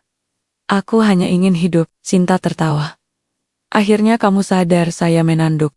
Flash drive. Di dalam dinding rumahku. Di bawah lantai kamar mandi. Tapi kalian harus bawa aku. Aku tidak bisa kasih tahu lebih dari itu. Aku takut ditipu. Herman menatap Sinta. Kita cek. Tidak, kata Sinta. Bawa dia ke sana. Pastikan dia tidak kabur. Herman mengangguk. Borgol tetap dan bawa senjata. Jika dia mencoba kabur, tembak. Mereka membawa saya naik lift, keluar lewat pintu belakang rumah sakit, ke mobil hitam tanpa plat. Saya duduk di belakang, diapit Roni dan Dedi. Herman dan Sinta duduk di depan. Mobil melaju cepat ke arah Cempaka Putih menuju apartemen saya. Tapi saya tahu, ini bukan tentang flash drive palsu. Ini tentang memancing mereka keluar dari sarang. Karena, sebelum saya pergi ke rumah sakit, saya sudah menaruh pelacak aktif di dalam Bradan. Mengirim lokasi langsung ke Joko. Dan saya tahu dia sedang menunggu. Mobil berhenti di depan apartemen. Malam, sudah gelap. Jalanan sepi. Mereka membawa saya masuk lewat tangga darurat. Lift terlalu berisiko. Saat kami masuk kamar, saya pura-pura membongkar lantai kamar mandi. Tapi tangan saya gemetar bukan karena takut, tapi karena tepat pada waktu. Saya menekan tombol kecil di saku daster. Sinyal darurat kedua. Di luar, lampu sirene menyala. Bukan satu, bukan dua, tapi 5 mobil polisi. 2 unit dari detasemen khusus. Dan 1 ambulans semua mengepung gedung. Herman panik. Apa-apaan ini? Sinta menjerit. Dia menjebak kita. Pintu terbanting terbuka. Dan di ambangnya, berdiri Joko senapan di tangan, rompi anti peluru, mata tajam seperti elang, tangan di atas kepala, teriaknya. Kamu semua ditahan. Roni mencabut pistol ditembak lumpuh di kaki. Dedi mencoba lari dihentikan oleh dua anggota tim. Herman mencoba menghancurkan ponsel dihentikan. Diborgol. Sinta berteriak. Ini tidak adil. Kami mengikuti perintah. Yoko mendekat, perintah siapa? Siapa di Kemenkes yang menyuruh kalian? Ia tidak menjawab tapi saya tahu. Pertanyaan itu akan terus bergema. Karena meski mereka ditangkap, otak dari semua ini masih bebas. Di tengah kekacauan, Joko menghampiri saya. Melepas borgol. Kamu hebat, bisiknya. Saya tersenyum lemah. Kita hampir menang, mengganggak. Tapi, perang belum selesai. Karena A18 bukan hanya batch obat. Itu kode untuk arsip terakhir. Dan itu, ada di tangan seseorang yang bahkan belum kita sentuh. Saya menatapnya. Siapa? Ia menatap saya. Suara rendah. Pejabat yang memberi perintah. Dan dia akan muncul saat kita paling merasa aman. Langit Jakarta pagi itu terbelah oleh sinar matahari yang menyamar seperti harapan. Tapi saya tahu, di balik cahaya itu, masih ada bayangan yang belum sirna. Malam penyergapan di apartemen saya berhasil mengamankan Herman, Sinta, Roni, dan Dedi. Mereka kini ditahan di rutan KPK, menunggu proses hukum. Bukti yang kami kumpulkan rekaman, dokumen keuangan, pengakuan pasien, dan data obat palsu sudah cukup untuk menjatuhkan mereka. Tapi seperti yang Joko katakan, ini bukan akhir. Ini hanya babak pembuka dari perang yang lebih besar. Dan hari ini, dunia akan tahu siapa suami saya sebenarnya. Pukul 09.00, saya tiba di Mabes Polri bersama Joko. Ia tidak lagi mengenakan pakaian kumuh. Ia tampil dalam seragam resmi, detasemen khusus, anti korupsi. Hitam pekat, lencana emas di dada, sorotan tajam di matanya. Saya berjalan di sampingnya. Mengenakan kebaya putih dan blazer hitam bukan sebagai istri pemulung. Bukan sebagai dokter yang dihina, tapi sebagai saksi utama dalam konferensi pers nasional. Luar gedung, ribuan wartawan berkerumun, kamera besar, drone, live stream, dari semua stasiun TV nasional dan media daring. Judul-judul besar sudah terpampang. Pemulung yang ditertawakan, terungkap sebagai polisi undercover, operasi cahaya. Dari pinggiran sungai, menuju pusat kebenaran. ISTRI, dokter, atau mitra misi. Fakta di balik pernikahan paling mengejutkan tahun ini. Saya menarik napas. Joko menggenggam tangan saya. Kamu siap? Saya mengangguk. Untuk Ani, untuk Pak Darmo, untuk ayahmu, untuk semua yang tidak bisa bersuara. Kami masuk ke aula utama. Di panggung, sudah duduk Kombes Arya, atasan Joko, bersama perwakilan KPK dan Kementerian Kesehatan. Lampu sorot menyala. Musik pengantar berhenti. Semua mata tertuju pada kami. Kombes Arya membuka acara. Hari ini, Polri membongkar salah satu jaringan korupsi kesehatan terstruktur yang pernah ada di Indonesia. Operasi bernama Operasi Cahaya ini dimulai dari penyamaran seorang anggota kami, Bribka Joko Prasetyo, yang selama 6 bulan menyamar sebagai pemulung untuk menyusup ke Rumah Sakit Harapan Sehat. Saya menatap Joko. Ia tegak. Wajahnya tenang. Tapi saya tahu di balik itu ada beban puluhan tahun sejak ayahnya meninggal karena obat palsu dari rumah sakit yang sama. Namun, lanjut Kombes Arya, keberhasilan operasi ini bukan hanya berkat satu orang. Ada seorang dokter muda, berani, dan berintegritas tinggi, yang rela mengorbankan reputasi, karier, dan kehidupan pribadinya demi kebenaran. Dr. Maya Wijaya, yang dihina karena menikahi seorang pemulung, justru menjadi kunci utama dalam pengungkapan ini. Tepuk tangan meledak.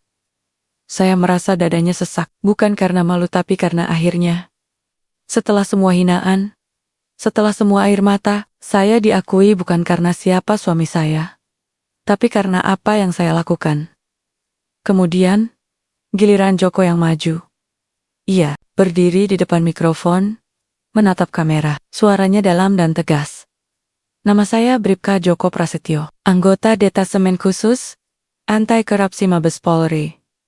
6 bulan lalu, saya menyamar sebagai pemulung untuk menyelidiki dugaan penyelewengan dana kesehatan di Rumah Sakit Harapan Sehat.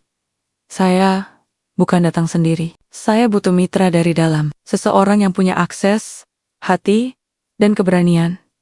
Ia menoleh ke saya. Saya menemukan Dr. Maya Wijaya. Kami merencanakan pernikahan bukan karena cinta buta, tapi karena misi. Kami tahu, satu-satunya cara agar saya tidak dicurigai adalah jika saya menjadi suami seorang dokter idealis yang dianggap gila karena menikahi pemulung. Suara di ruangan terdiam. Kami tahu, kami akan dihina. Kami tahu, kami akan dikucilkan. Tapi kami juga tahu, kadang, untuk melihat kebenaran, kamu harus bersedia terlihat kumuh di mata dunia. Tepuk tangan kembali bergemuruh. Beberapa wartawan menangis. Di barisan depan, ibu saya duduk dengan tisu di tangan. Menangis haru. Setelah Joko, saya dipersilakan maju. Saya berdiri di depan mikrofon, menatap kamera, lalu berkata, "Saya bukan pahlawan. Saya hanya dokter yang tidak tahan melihat pasien miskin diperlakukan seperti sampah. Saya tidak menikahi Joko karena gila. Saya menikahinya karena saya melihat kejujuran di matanya. Di tengah sistem yang menghargai penampilan, ia memilih menjadi tidak terlihat agar bisa melihat semua kebusukan." Saya mengambil napas. Saya dulu dihina karena menikahi pemulung. Tapi hari ini, saya bangga karena saya tahu orang yang dianggap tak bernilai oleh dunia justru yang paling berani membela yang lemah. Saya angkat flash drive kecil yang berisi semua bukti. Ini bukan milik saya. Ini milik rakyat. Untuk Ani. Untuk Pak Darmo. Untuk semua yang selama ini hanya angka di laporan keuangan. Tepuk tangan meledak. Bahkan dari barisan wartawan asing yang hadir. Tapi konferensi belum selesai. Kombes Arya kembali ke panggung. Wajahnya serius. Dari hasil penyelidikan, kami menemukan aliran dana besar yang berasal dari penjualan obat ilegal. Proyek Surya dikirim ke rekening offshore di Singapura. Transfernya dilakukan melalui perantara yang tercatat sebagai konsultan manajemen kesehatan. Nama penerima PT Surya Medica Global. Saya menatap Joko. PT Surya Medica Global, nama yang selalu muncul di dokumen palsu.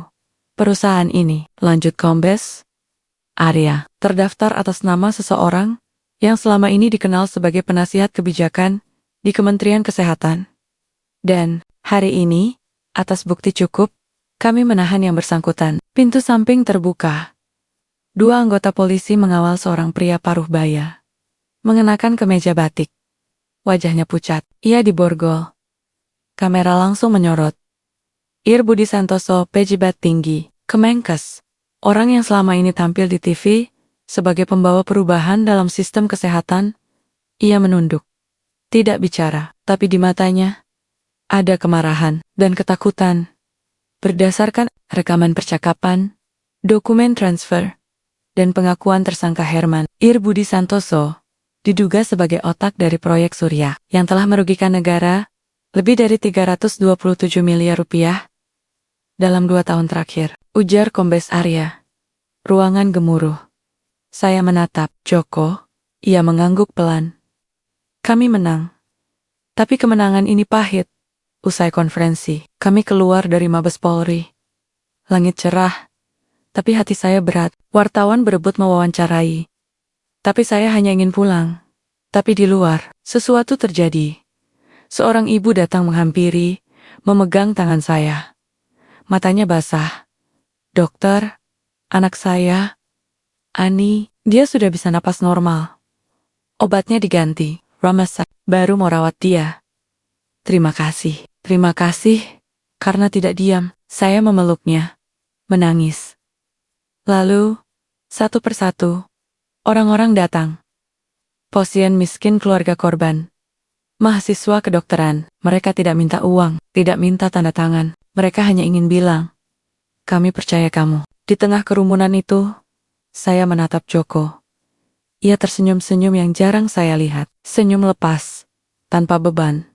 Kita berhasil. Bisik saya. Belum, katanya. Tapi kita sudah di jalan yang benar. Malam itu, kami tidak pulang ke gudang nelayan. Kami pergi ke rumah kontrakan di pinggir kali tempat pernikahan kami digelar. Ibu Joko menyambut dengan air mata, memeluk saya erat. Kami duduk di teras, minum kopi hitam dari gelas retak. Di langit, bintang bersinar jernih. Joko menatap saya. Besok, aku harus kembali ke satuan. Mungkin dapat tugas baru. Saya mengangguk. Aku tahu. Tapi aku ingin kamu tahu. Aku tidak menyesal. Aku tidak menyesal menyamar. Aku tidak menyesal menikahimu. Karena kamu adalah alasan aku masih percaya pada kebaikan. Saya menatapnya. Dan kamu adalah alasan aku tidak pernah menyerah. Kami duduk dalam diam, mendengar suara jangkrik dan tawa anak-anak kecil yang bermain di genangan air. Dan saya tahu satu hal. Dunia mungkin pernah menertawakan kami. Tapi malam ini, di rumah kecil yang bocor, kami memiliki sesuatu yang lebih berharga dari gelar, uang, atau pengakuan. Kami memiliki kebenaran dan cinta yang lahir dari perjuangan. Hari ini bukan sekadar hari biasa. Hari ini adalah hari di mana kebenaran berdiri di depan kekuasaan dan menantangnya untuk berlutut.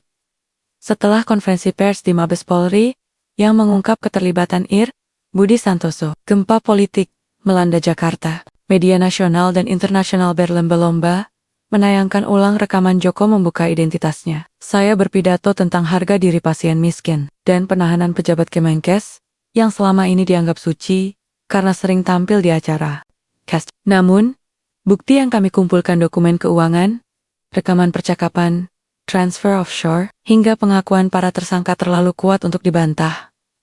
Tapi Kombes Arya bilang, ini belum cukup. Kita harus pastikan sistem berubah. Dan satu-satunya cara adalah dengan konferensi nasional langsung dari pusat kekuasaan. Maka, hari ini, kami berdiri di Balai Persatuan Kementerian Kesehatan. Ruangan megah dengan lantai marmer, lampu kristal, dan dinding penuh penghargaan. Tempat yang dulu hanya bisa saya lihat dari luar, kini menjadi panggung kami.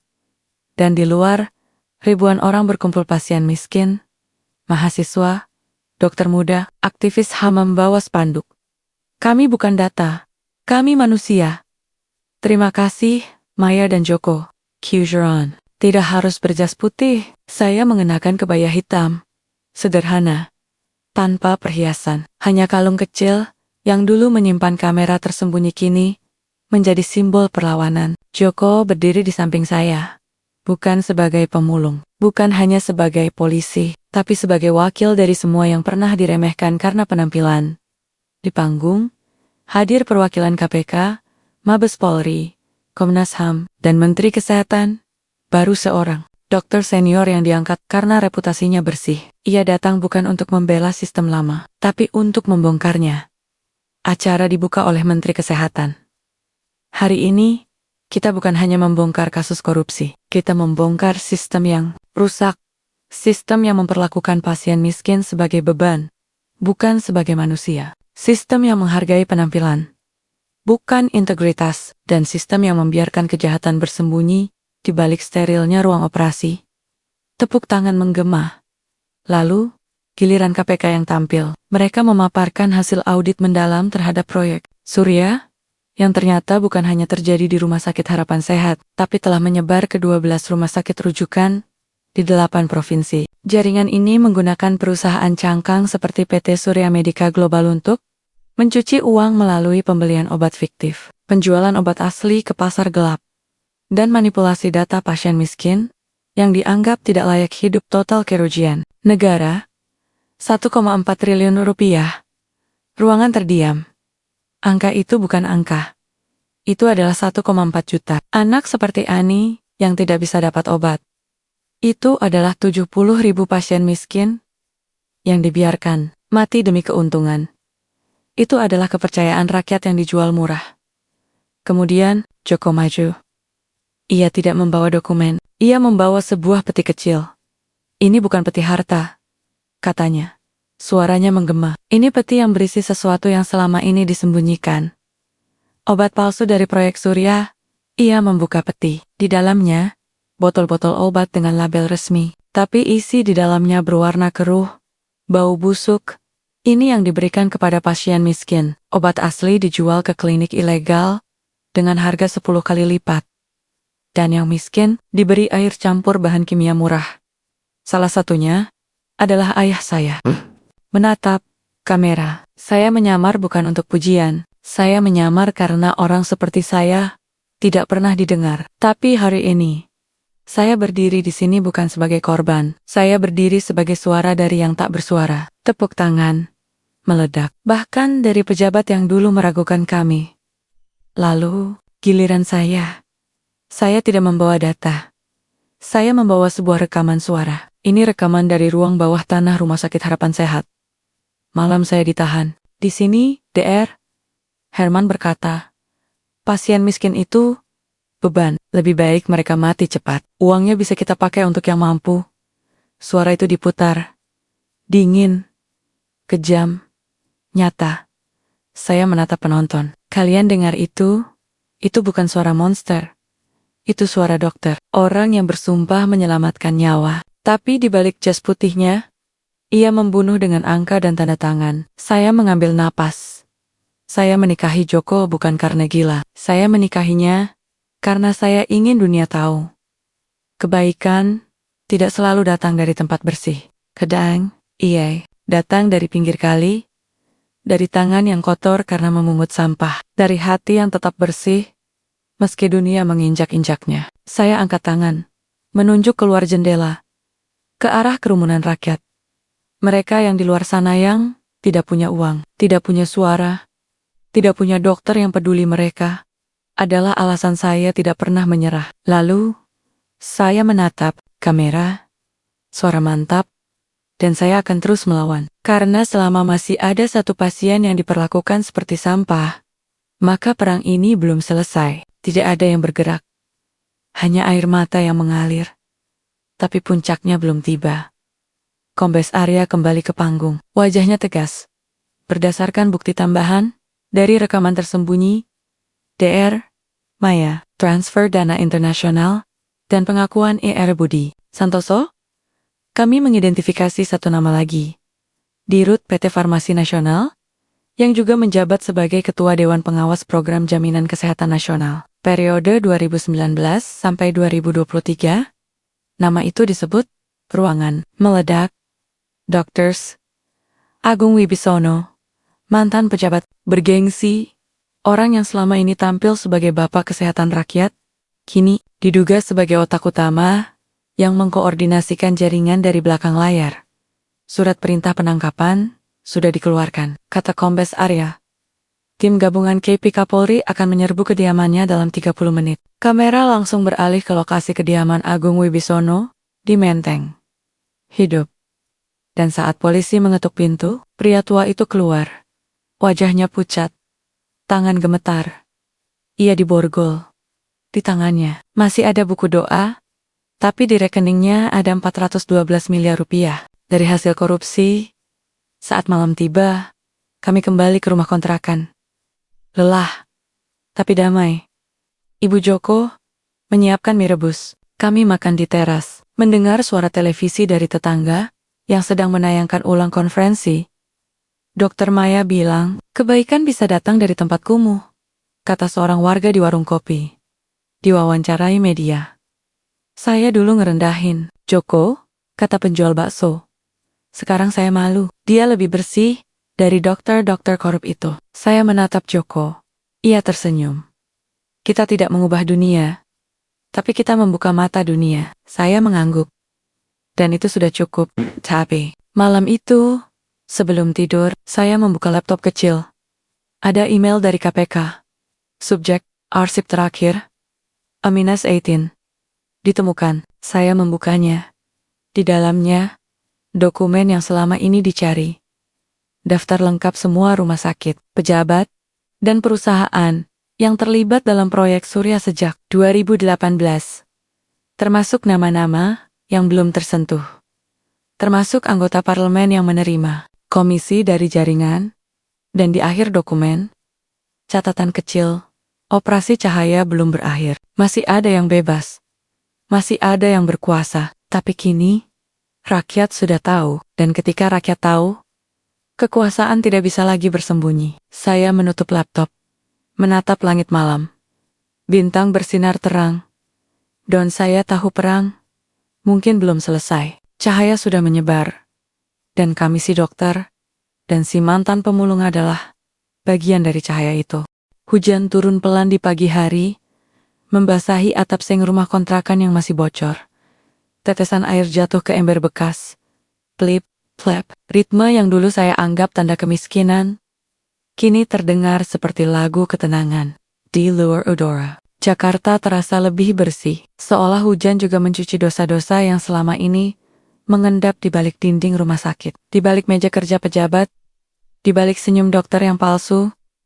Saya duduk di teras kecil, mengenakan daster lusuh yang dulu saya malu pakai di depan rekan sejawat. Kini, saya memakainya dengan bangga. Di tangan saya, secangkir kopi hitam dari termos tua. Di samping saya, Joko membaca koran, bukan koran biasa, tapi edisi khusus Kompas dengan tajuk utama, dari pemulung hingga pelawan.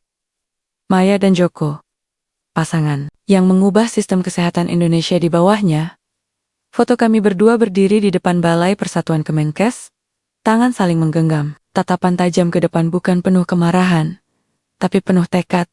Saya tersenyum. Bukan karena terkenal, tapi karena akhirnya dunia melihat. Kebenaran tidak butuh mahkota, cukup hati yang bersih. Beberapa minggu telah berlalu sejak konferensi yang mengguncang negeri. Dampaknya terus bergulir seperti ombak yang tak kunjung reda. DR, Herman, Dad, Sinta, Roni dan Dedi telah divonis bersalah oleh pengadilan tipikor. Hukuman penjara antara 12 hingga 18 tahun, denda miliaran rupiah, dan pencabutan izin praktik selamanya. Irbudi Santoso mengaku di persidangan, membongkar jaringan lebih dalam. Ia dihukum 20 tahun penjara, dan asetnya dirampas negara. Dokters, Agung Wibisono, sang otak utama, setelah sempat melarikan diri ke Malaysia, ditangkap oleh Interpol. Kini, menunggu persidangan dengan dakwaan korupsi, pencucian uang dan pembunuhan, tidak langsung karena keputusannya telah menyebabkan ratusan kematian pasien miskin. Tapi, yang paling menyentuh hati saya, Ani sembuh. Ia kini dirawat di Rumah Sakit Kesehatan Rakyat, rumah sakit baru yang dibentuk oleh pemerintah sebagai bagian dari reformasi kesehatan nasional. Obatnya asli, dokternya peduli, dan setiap minggu ibunya mengirim pesan. Ani sudah bisa sekolah lagi, Dok. Ia bilang, suatu hari nanti ia ingin jadi dokter seperti ibu. Saya menangis setiap kali membaca pesan itu. Bukan karena sedih, tapi karena saya tahu perjuangan kami tidak sia-sia.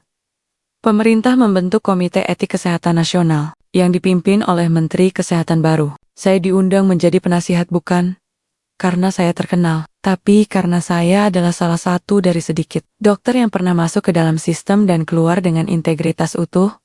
Tawarannya menggiurkan. Kantor besar di Jakarta Pusat, gaji puluhan juta, mobil dinas, pengawalan. Tapi saya menolak. Saya memilih menjadi Direktur Medis Rumah Sakit Harapan, baru rumah sakit yang dibangun dari dana sitaan korupsi proyek Surya. Lokasinya tidak jauh dari tempat saya. Dulu dihina, tetap di Jakarta. Tapi kini berdiri di atas prinsip transparansi, keadilan, dan pelayanan. Tanpa diskriminasi. Di sini, pasien miskin tidak dikucilkan. Di sini, dokter tidak dinilai dari gaya hidupnya. Di sini, setiap pasien mendapat rekam medis digital yang bisa diakses publik agar tidak ada lagi yang dihapus. Dan yang paling penting, saya tetap turun ke lapangan. Masih memeriksa pasien sendiri. Masih duduk di bangku kecil, bersama keluarga yang tidak mampu. Masih menangis bersama mereka yang kehilangan. Joko, setelah menerima penghargaan nasional dari Presiden, memilih untuk pensiun dini dari kepolisian.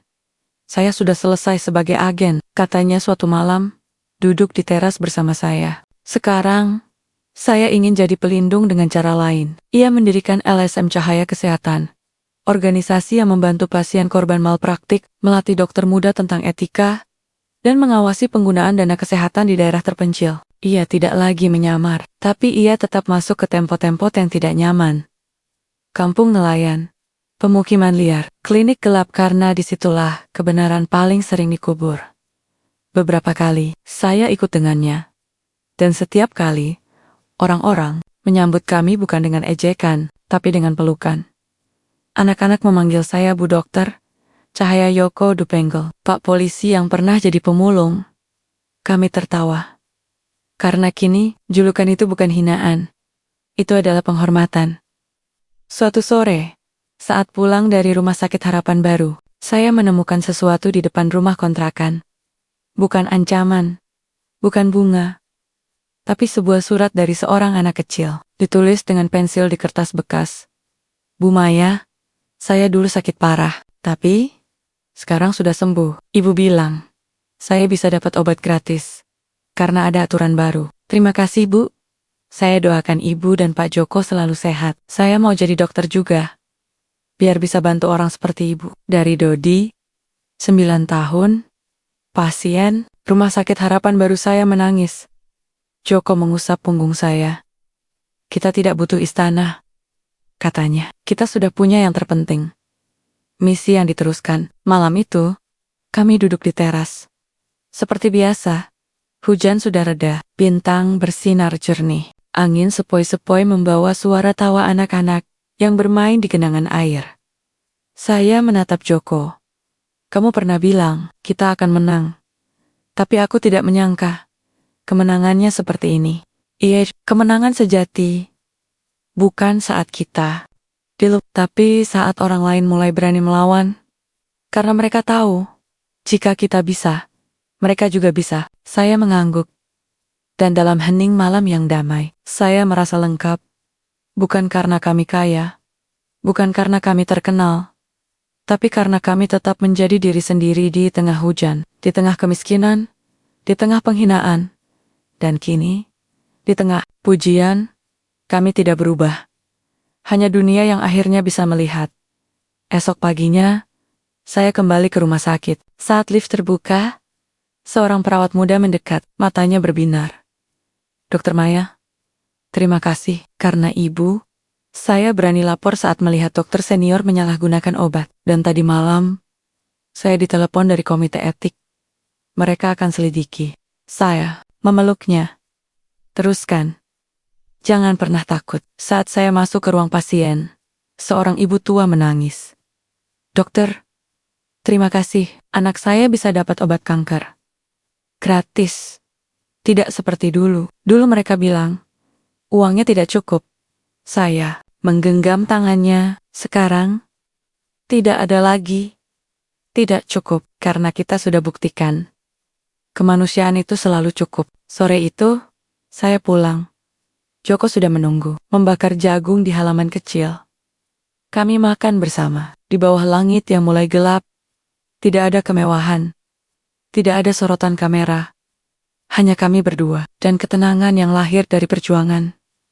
Dan saya tahu, di ujung semua ini, di luar penghargaan, di luar pemberitaan, di luar sejarah yang akan dicatat ada satu kebenaran sederhana. Kami bukan pahlawan. Kami hanya manusia biasa yang memilih untuk tidak diam. Dan mungkin, itulah pahlawan sejati.